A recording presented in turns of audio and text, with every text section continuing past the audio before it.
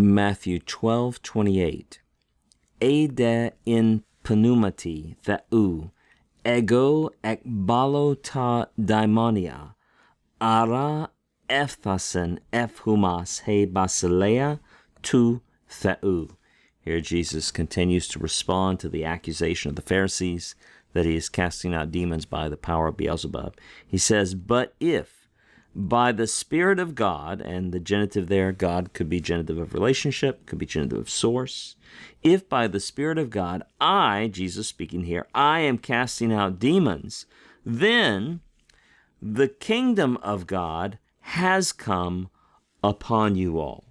Right? And so this is one of the verses that's frequently cited when people are trying to determine what is the kingdom, when does it come. The kingdom is often described as already and not yet. There is an already dimension to the kingdom of God in Jesus' ministry and in the life of the church.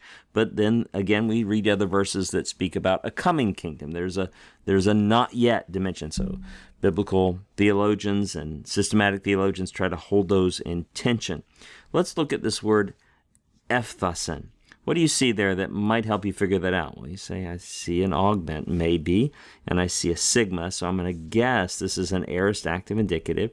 I'm going to guess that it seems that the subject is the kingdom, third singular, and that is a third singular aorist ending, so I'm going to guess it's aorist active indicative third singular. You would be correct.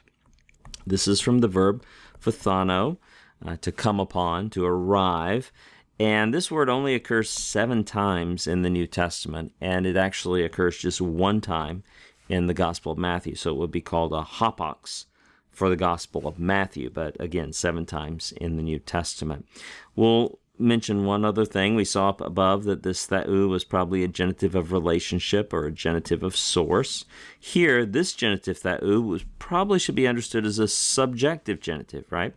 Because when you have a head noun that has a verbal quality, right? A kingdom is to reign, basiluo, to reign. There's a verbal, closely related word to this. It's really talking about God reigning, right? The genitive is a subject of the verbal idea conveyed by the head noun. So theou here, if I'm understanding this rightly, would be a subjective genitive. The kingdom of God is about God's final, decisive, and promised exercise reign. God reigning. And Jesus says, in his ministry, you see this final, decisive, promised exercising of God's reign visibly breaking out.